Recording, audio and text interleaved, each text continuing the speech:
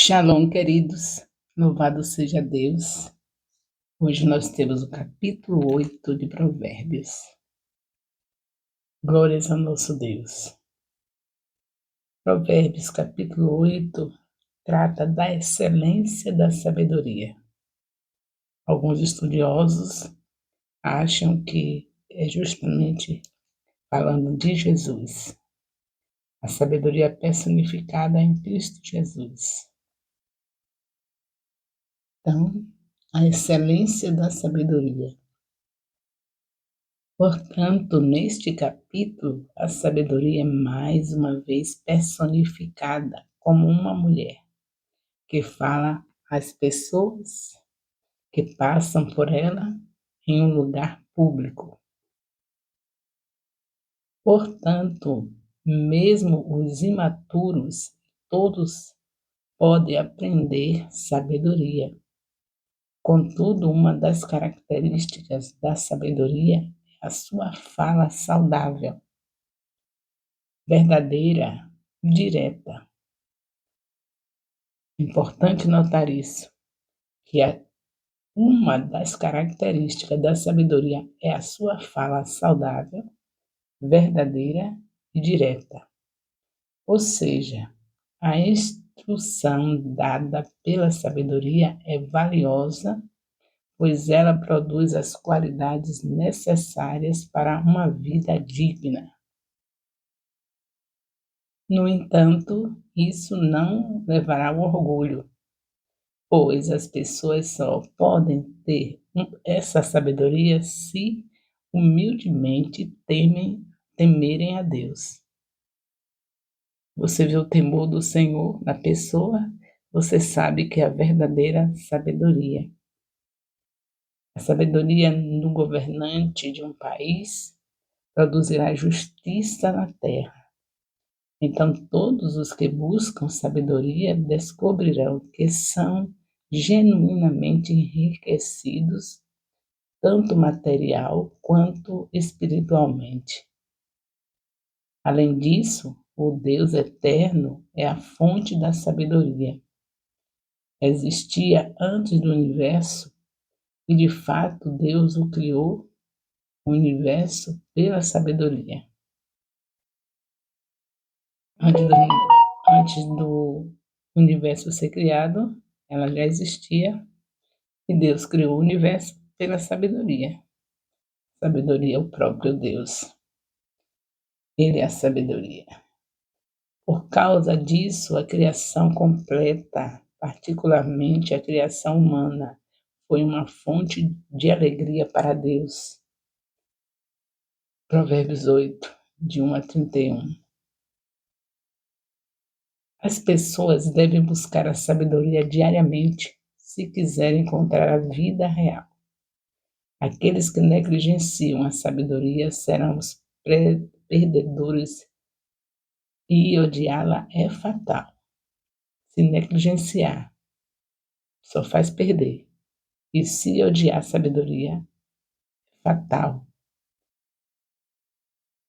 Ouçam-me agora, meus filhos, como são felizes os que guardam os meus caminhos. Ouçam a minha instrução e serão sábios. Não desprezem não desprezem. Como é feliz o homem que me ouve, vigiando diariamente a minha porta, esperando junto às portas da minha casa. Pois todo aquele que me encontra a vida e recebe o favor do Senhor. Mas aquele que de mim se afasta, a si mesmo se agride. Todos os que me odeiam amam a morte. Provérbios 8, de 32 a 36. Em resumo, o texto apresenta a sabedoria como algo valioso e acessível a todos. Ela traz benefício tanto para a vida material como para a vida espiritual. E é uma característica desejável em governantes. Sabedoria é atribuída a Deus, que a utiliza na criação do universo. A busca pela sabedoria é vista como crucial para uma vida plena e negligenciá-la traz consequências negativas. Louvado seja Deus por esses provérbios 8, mais uma vez personificando a sabedoria. E eu quero dizer para vocês que Deus, a sua sabedoria, criou todas as coisas. A sabedoria já estava em Deus. Não tem princípio nem fim, porque Deus não teve e não tem.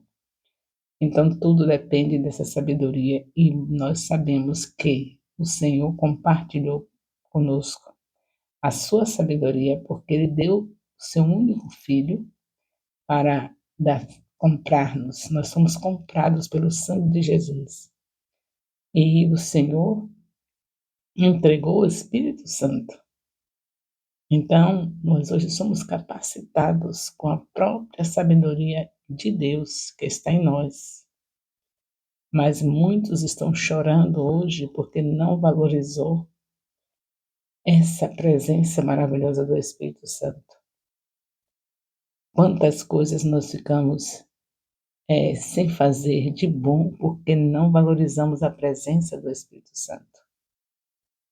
Então não tem maior sabedoria do que essa presença maravilhosa. Ele é o próprio Deus em nós. Logo que Deus é a sabedoria, que Deus fez tudo com a sabedoria, o que nós precisamos é estar o tempo todo na direção do Espírito Santo. Quando vê um crente chorando pelos seus pecados, pelos seus erros, já é sabedoria se arrepender, mas o porquê que fez essas coisas? Porque faltou a orientação da sabedoria, que é o próprio Espírito de Deus. Ele é toda a sabedoria.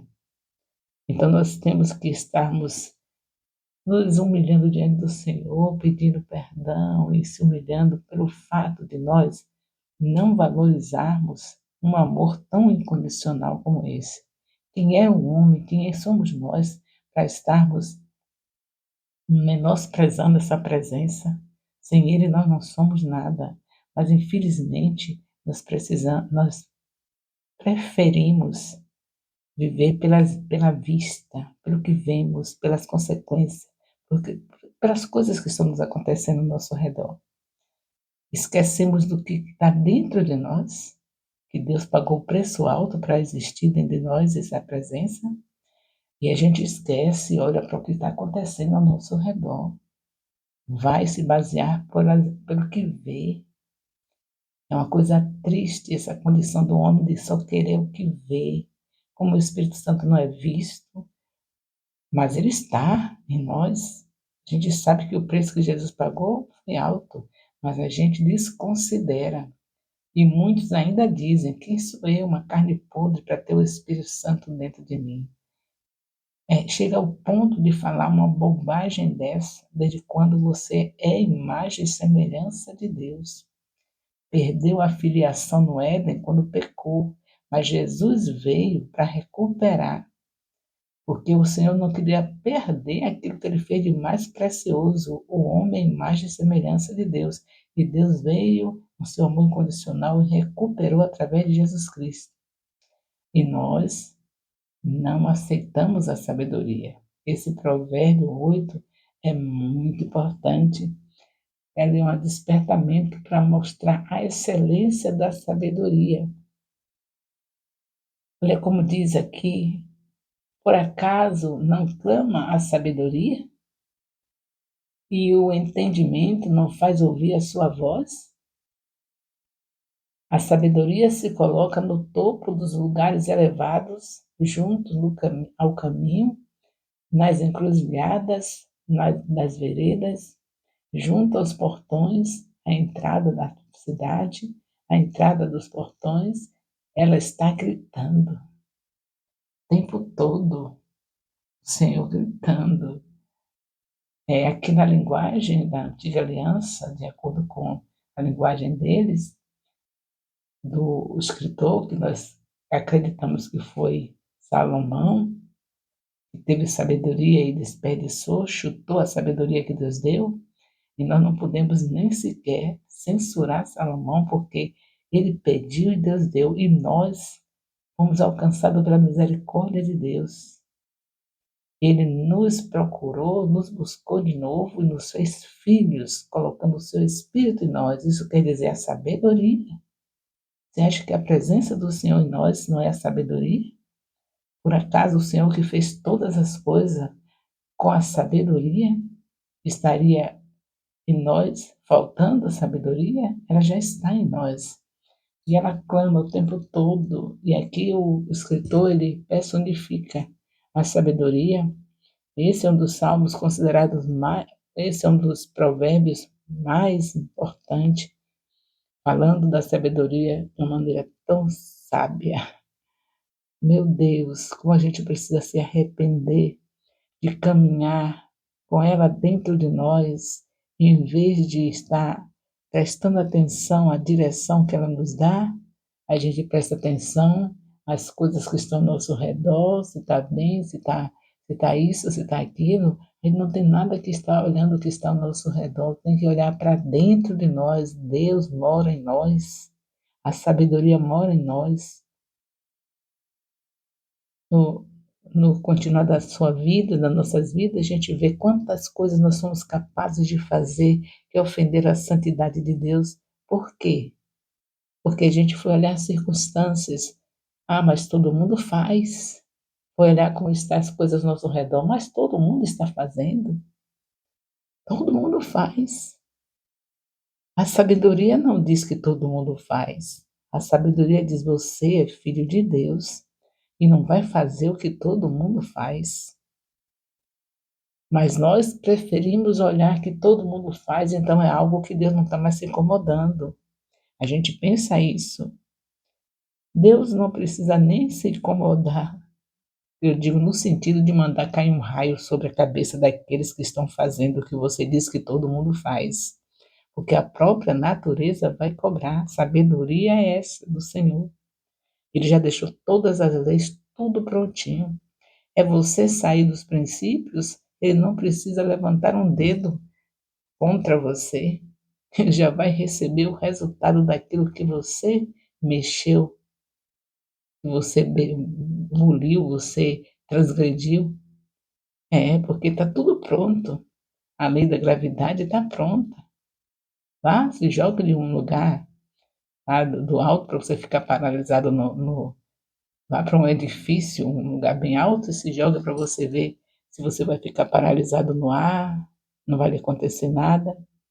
Todas as leis, a sabedoria já é essa, é Deus que criou todas as coisas, tudo equilibrado por Ele, nada saiu do lugar, tudo continua aí funcionando, apesar do homem mexer na natureza, Deus está ainda mantendo tudo seguro. E nós preferimos dizer, todo mundo faz. Você é filho de Deus, você não pode fazer o que todo mundo faz. Você tem a sabedoria, o Senhor pagou o preço para o Espírito Santo, está habitando em você, está habitando em nós. Então, o que que todo mundo faz que você vai fazer? Você vai fazer o que ninguém faz. Você vai ter uma vida onde você olha para as pessoas e vê que elas precisam de receber o que você recebeu, se é que recebeu. Porque eu estou julgando que eu estou falando com filhos de Deus que receberam o Espírito Santo e que olha para as pessoas e vê alguém que precisa também. E o que é que vai providenciar? Uma vida de renúncia, como Jesus disse. Aqueles que quiserem vir após mim, renuncie a si mesmo, carregue a sua cruz e siga. Então, o que é que nós vamos fazer? Vamos olhar as circunstâncias? Ah, mas eu estou cheio de problema. No mundo nós teremos aflições. As aflições não vão parar de existir. Agora, o Senhor diz que nos livra de todas elas. Salmos 34, versículo 19.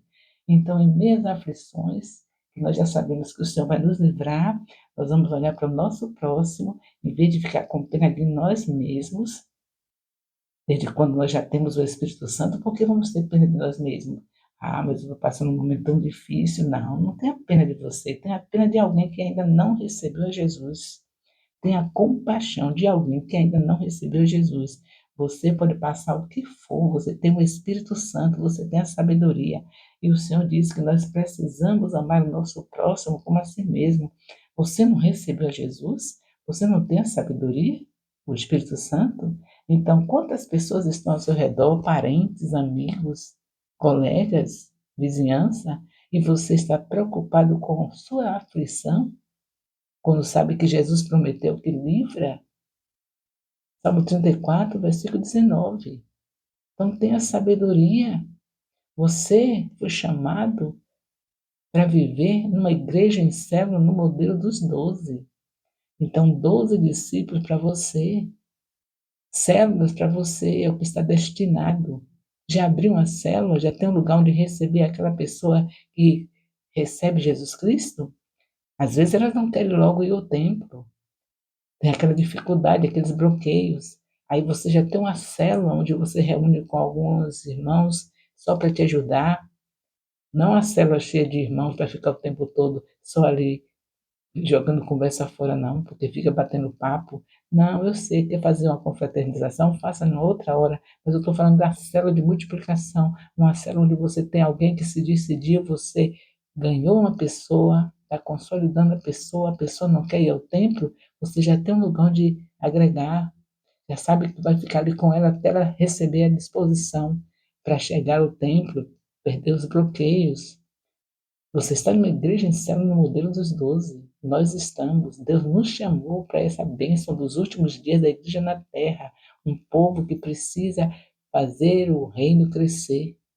Nós não estamos aqui para ficar sentadinhos no banco da igreja o tempo todo, não. Nós estamos aqui para ganhar, consolidar, discipular e enviar. A sabedoria está em você. É bom a gente acatar, estar o tempo todo atento, que a sabedoria está falando. Está dentro de nós, o Espírito de Deus. Muitos, porque não estiveram atentos, hoje estão chorando amargamente, porque não ficaram atentos. Não perdeu a salvação, mas está o tempo todo chorando as misérias que cometeu, porque não observou a sabedoria. E fica se perguntando como é que um filho de Deus foi capaz de fazer isso. E chora, e se humilha. E é para se humilhar e chorar mesmo, se arrepender, porque você foi capaz de fazer isso, porque se afastou da sabedoria que já está dentro de você. Então, louvado seja Deus por mais um provérbio que está nos instruindo a observar o tempo todo a direção que a sabedoria está dando. O Espírito Santo lhe direciona, ele é a sabedoria de Deus. Veio para ensinar. Então, fique atento a tudo quanto ele vai falar. Sem ele, nada podemos fazer. O amor de Deus, nosso Pai, a graça salvadora do nosso Senhor Jesus Cristo, a comunhão do Espírito Santo, seja com todos os discipuladores e discípulos do Ministério Apostólico Internacional Filho de Jerusalém, desde agora e para sempre. Amém.